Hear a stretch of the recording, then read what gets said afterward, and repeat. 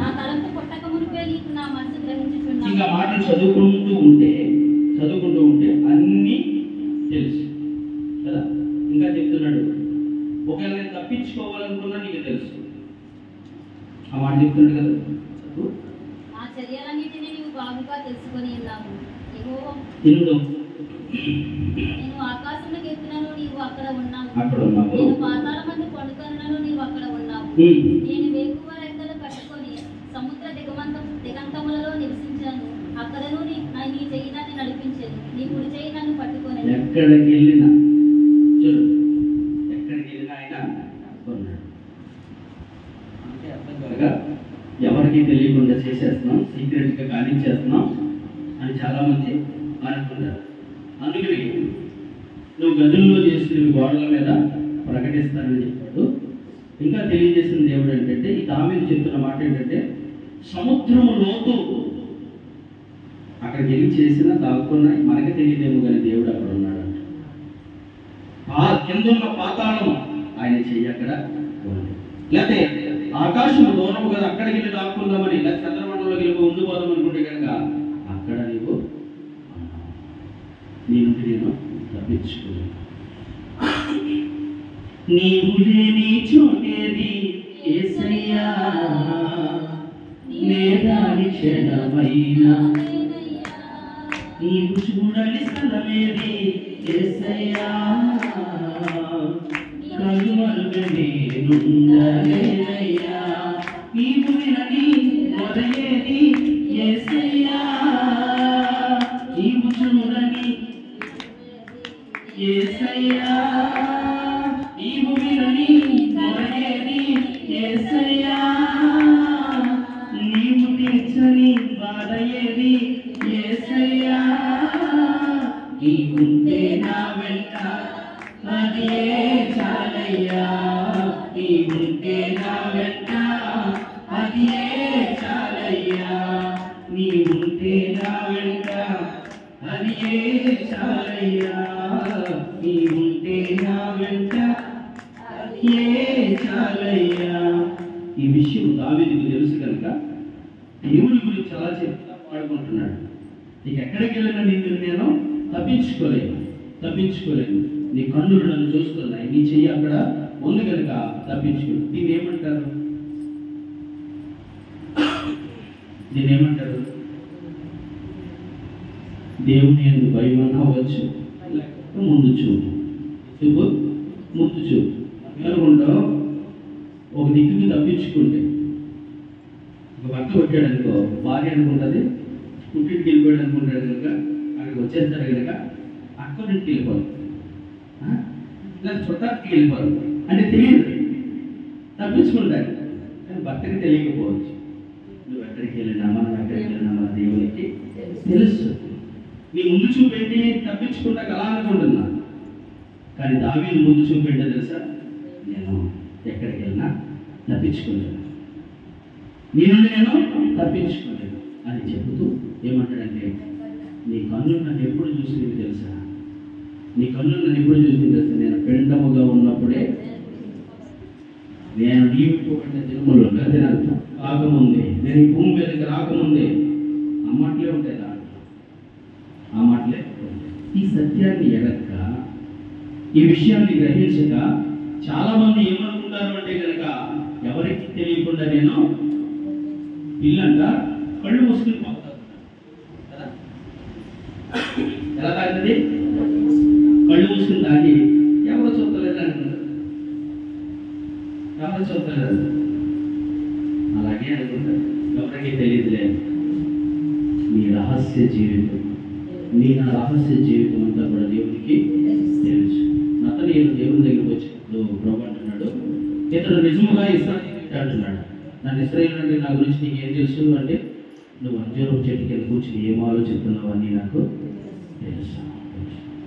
నువ్వు ఏ క్షణాన్ని ఏం ఆలోచిస్తావు, ఏ స్థితిలో ఎలా అనుకుంటావు, దేవుని గురించి ఏ అవగాహన ఉందో, దేవుని గురించి నీ ఆలోచన ఏంటో, నీ భర్త గురించి నీ ఆలోచన, నీ కుటుంబం గురించి, ఎవరివన్ ఎవరికి నేను ఆరాధిస్తున్న దేవునికి మరుగైనది ఏది కూడా లేదు, అన్నీ కూడా ఆయనకి తెలుసు.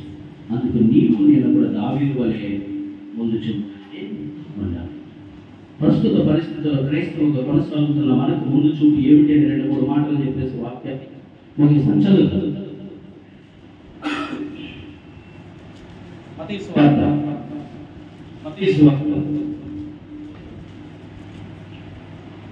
25వ అధ్యాయం 5వ వచనం. స్పీడ్గా చదివిస్తాను. చెప్తాను, నేను చెప్పేస్తాను. పెండ్లి కుమారుడు ఆలస్యం చేయగా వారందరూ కునికి నిద్రించుచుండిరి. అర్ధరాత్రి వేళ ఇదిగో పెండ్లి కుమారుడు అతన్ని ఎదుర్కొనరండి. నిద్ర గురించి చాలా మాటలు చెప్పుకోవచ్చు. అంటే పెండ్లికి వెళ్దామని సిద్ధపడ్డారు, పెండ్లి కుమారుడు వెళ్దామని సిద్ధపడ్డారు.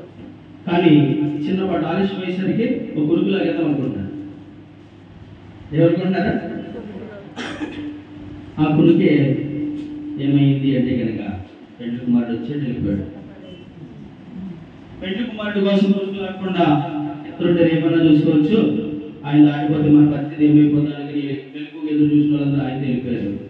కురుకులాగేదామంటే వెళ్ళిపోయారు, మిగిలిపోయారు కదా. ఇంకా కురుకుతో నిద్రపోండి అన్నాడు ప్రభు. అయ్యో అలాంటి మేము గంటల తరబడి నిద్ర కురుకే తీసేమని తలుపుకొడుతూ ఉంటే మీరు నా కోసం కూర్చున్నాడు, మీరు ఎవరు నాకు చూడండి ఎంత అయిపోయారు. చిన్నపాటి అలక్ష్యం.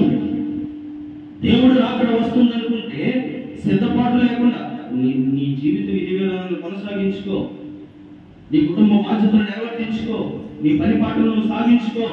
కానీ రక్షణ, మారు మనస్సు, బాప్తిజం అనే సిద్ధపాటు నీవు కలిగి ఉండి ఎప్పుడైనా ప్రభు వచ్చి నేను తీసుకుంటాను.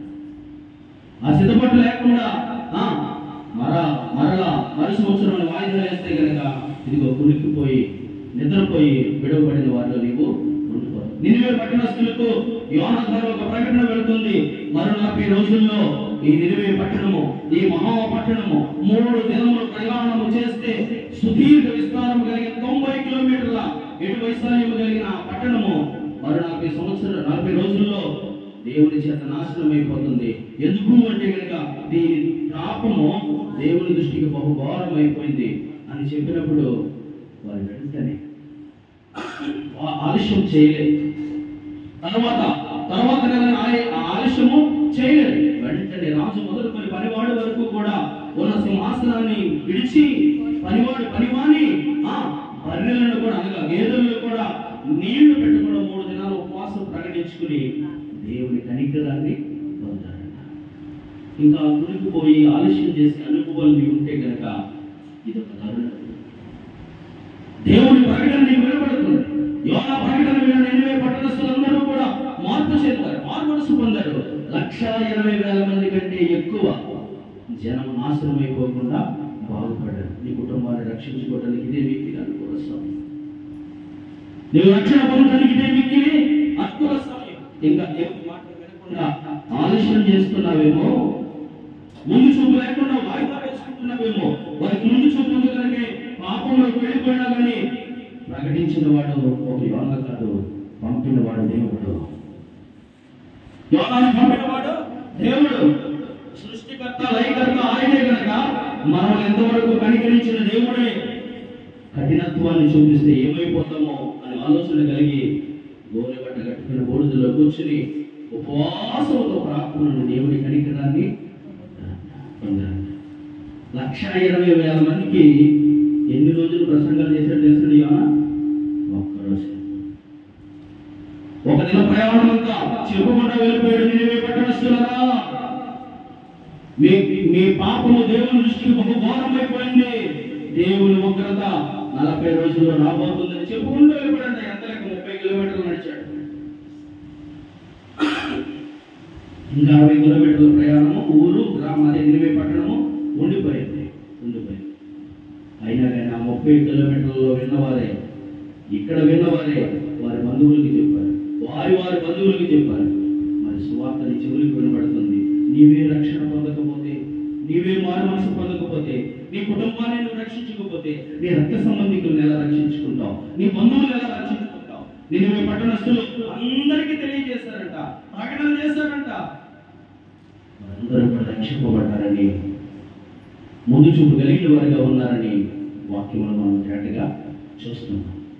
మరి మన చెవులకి గింగులు అంటూ వినపడుతున్న దేవుని ప్రకటన ఏమిటి? ఆ ప్రకటన అంటే కనుక ఇదిగో మరుడైన దేవుడు త్వరలో రానున్నాడు. వారి క్రియలు చెప్పిన ప్రతిఫలం పెట్టడానికి త్వరలో రానున్నాడు. సిద్ధపడినావా చివరి యాత్రకు, సిద్ధపడినావా చివరి యాత్రకు, యుగయుగాలు దేవునితో ఉండుటకు, నీవు ఉండుటకు. నీ జీవితం ఇరువైనది, నవ్వారందరి సెలవైనది, దేవుని సెలవైనది. దేవుని స్తోత్రం. దావీదు ముందు చూపగలిగిన వాడుగా ఉన్నాడు. ఎక్కడికి వెళ్ళినా నేను తప్పించుకోలేనయ్యా అని చేసిన పాపాన్ని బట్టి పరుపు తేలిపోయేంత పశ్చాత్తాపంతో కన్నీళ్లు కాచి దేవుడి కనికరాన్ని పొందుతున్నాడు. 20 పట్టణస్థులు దేవుని వార్త విన్నారు. యోనా ప్రకటన విని రాజు మొదలుకుని పనివాడి వరకు కూడా గోలిబట్ట కట్టుకుని బూడిదలో తన్ను తాను తగ్గించుకుని దేవుడి కనికరాన్ని పొందాడు. పెళ్లి కుమారుడు వెళ్ళిపోయిన తర్వాత తలుపు తీయమని తీసి కొట్టిన నీకు తలుపు తీయబడదు. విడవబడిన వారికి శ్రమ అని చెప్తుంది వాక్యం. సిద్ధపడిన వారు ఎత్తబడతారు. ఇద్దరు మనసు మీద ఉంటే కనుక భార్య సిద్ధపడితే భార్య వెళ్ళిపోతుంది, భర్త సిద్ధపడితే భర్త వెళ్ళిపోతాడు. ఇద్దరు పొలంలో పనిచేస్తే ఒకరు ఎత్తబడతారు, ఒకరు విడవబడతారు. మరి విడవబడిన వారి పరిస్థితి ఏంటి అంటే కనుక వారికి శ్రమ.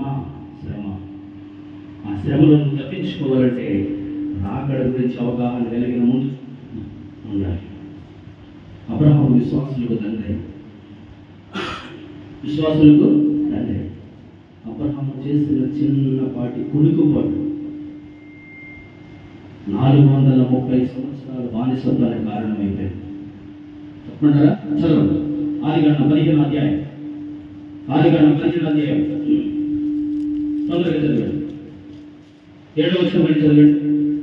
మరియు ఆయన నీవు ఈ దేశం స్వతంత్రించుకొనున్నట్లు దానిని కూర్చుటకు కల్దీయుల ఊరను పట్టణంలో నుండి నిన్ను యువతలకు తీసుకొని వచ్చిన యెహోవాను నేనే అని చెప్పినప్పుడు అతడు ప్రభువైన యెహోవా నీవు దీన్ని స్వతంత్రించుకొనేదవని నాకు ఇట్లా తెలియననగా ఆయన 3 ఏండ్ల పెయ్యిను 3 ఏండ్ల మేకను 3 ఏండ్ల పొట్టేలను ఒక తెల్ల గువ్వను ఒక పావురపు పిల్లను నా ఎదుగు తెమ్మని అతనితో చెప్పాను. అతడు అవన్నీ తీసుకొని వాటి నడుమును ఖండించి దేని ఖండంలో దాని ఖండంలో ఎదురుగా నుంచింది. పక్షులను అతడు ఖండింపలేదు.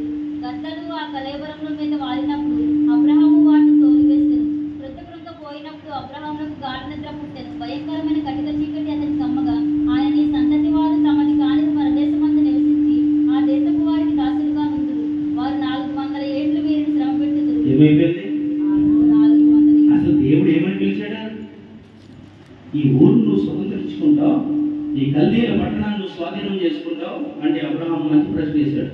నాకు ఎలా తెలుస్తుంది అన్నాడు. నీకు తెలియాలంటే కనుక నేను చెప్పినట్టు 3 ఏండ్ల పెయ్యను పౌరాలను తీసుకొచ్చి ఏమన్నాడు? నాకు బలిమ్మన్నాడు. అక్కడ వరకు బాగానే ఉంది. బలి చేయకుండా దేని ఖండాన్ని దాన్ని ఖండించి ఎదురుగా పెట్టాడు. ఈ వాక్యాలు మీరు వినుంటారు, చాలా ఆత్మీయంగా ఉంటుంది. అసలు ఇశ్రాయేలు ప్రజల బానిసత్వం గురించి చెప్పుకున్నాం తప్ప అసలు నాకు ఆ బానిసత్వం ఎక్కడి నుంచి వచ్చింది?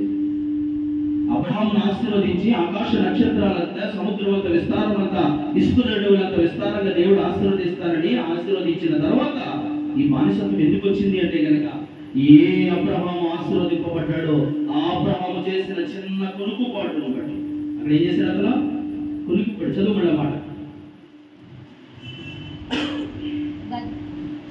అబ్రహాము గాఢ నిద్ర పుట్టెను. భయంకరమైన కటిక చీకటి అతని కమ్మగా. నిద్రలోకి వెళ్తే అంతే మరి.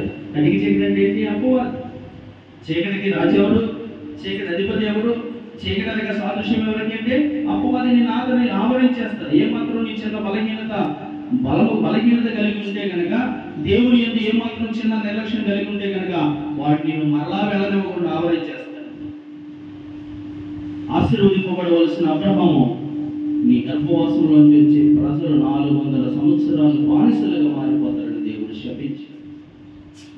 దేన్ని బట్టి అంటే కనుక దేవుడు చెప్పింది చేశాడు. ఆ చిన్న కొనుక్కుపాటు. బుద్ధి లేని కన్యకలు అని రాయబడింది కదా. వారి పాపం చేసిన కారణాన్ని బట్టి దేవుడు విడిచిపెట్టడం ఉందా? ఏమి లేదు. నిద్రపోతే ఎలాగా అన్న బుద్ధి లేదా? లేచిపోతాం మనం. పెళ్లి కుమారుడు వచ్చినప్పుడు తాళమేళాలతో బ్యాండ్ వాయిద్యాలతో వస్తాడు కనుక ఆ శబ్దాన్ని ఖచ్చితంగా లేచిపోతాం. Over confidence. చాలా మంది చెప్తారు ఆ టయానికి ప్రభు అంటే ఆయనే తీసుకుపోతాడు.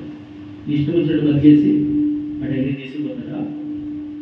మళ్ళీ అంటారా, దొంగ తీసుకెళ్ళలేదండి, దొంగ పశ్చాత్తాపం నీకు తెలుసా? నీకుందా? అసలు నువ్వు ఏ క్షణాన్ని వెళ్ళిపోతావు నీకు తెలుసా? ఆ టైం నువ్వు అడిగితే దొంగకు తెలిసింది కొంత సమయంలో చచ్చిపోతాను. మనం ఎప్పుడు చచ్చిపోతాం మనకి తెలుసా? ముందు చూపు నీకు అవసరమైన, ముందు చూపు లేకుండా ఏమాత్రం నిర్లక్ష్యం చేసి కునికిన కారణాన్ని బట్టి 430 సంవత్సరాలు తన జనాంగానికి, తన గర్భవాసం నుంచి వచ్చిన పిల్లలకి శ్రమ వచ్చింది, మానసత్వం వచ్చింది.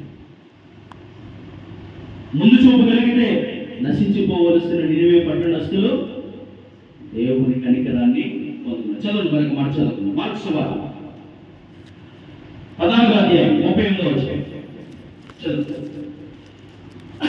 మీరు శోధనలో ప్రవేశించుకున్నట్లు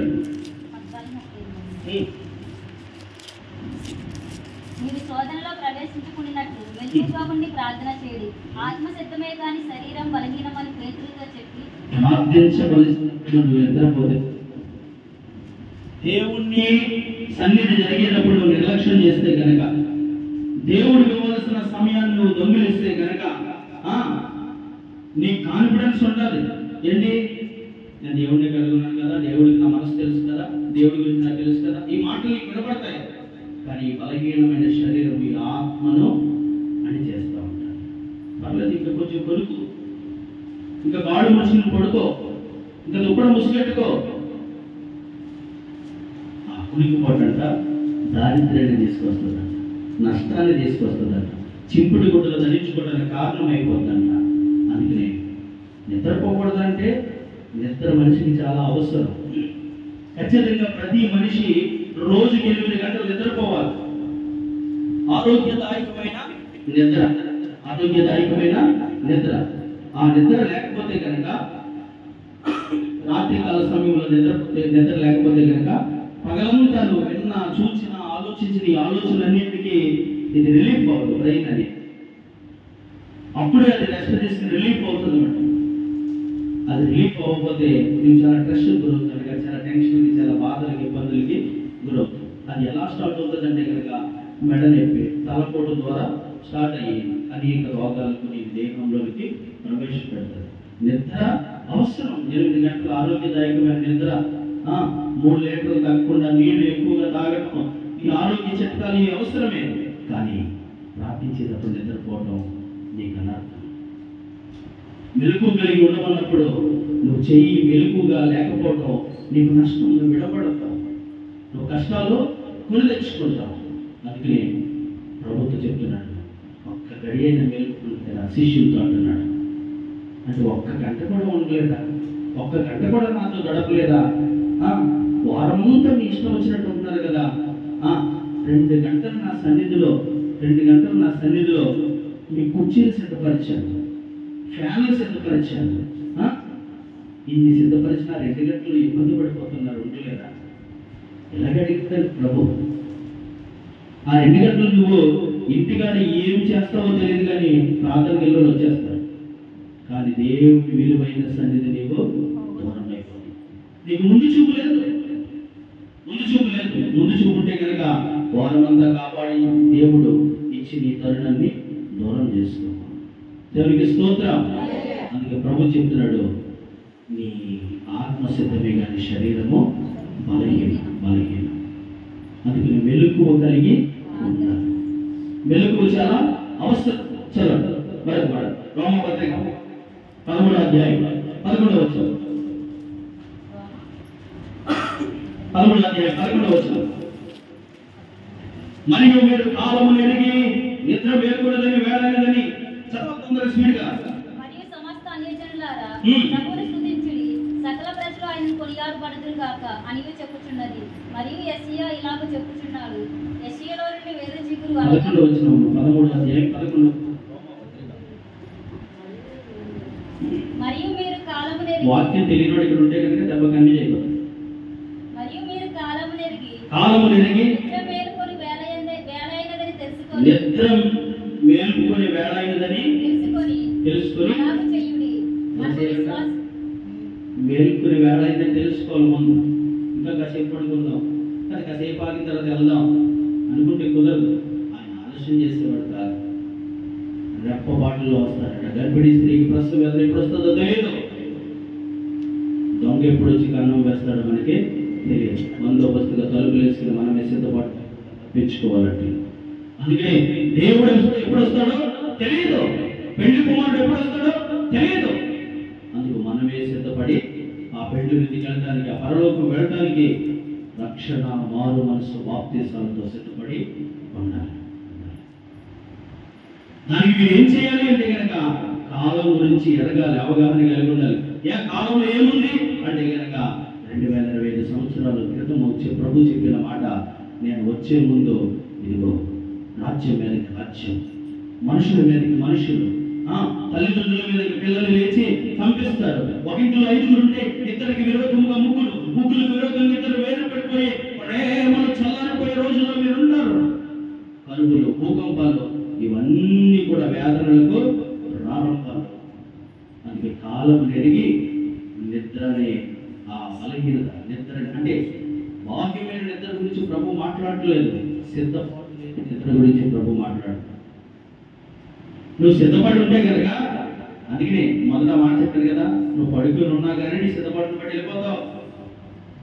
మంచం మీద ఇద్దరు పడుకుని ఉంటే ఒకరు ఎంత పడ్డారు, ఒకరు ఎన్నో పడ్డారంటే ఏంటి? నిద్రపోతున్నట్టే కదా. మంచం మీద పడుకున్న వాళ్ళు సిద్ధపడి ఉన్నావు, రక్షణ తీసుకుని ఉన్నావు, బాప్తిజం పొందుతున్నావు, ప్రభు మాటను బట్టి మనసు మార్చుకున్నావు, లోకంలో చనిపోయి ప్రభువులో బ్రతికావు, జీవిస్తున్నావు.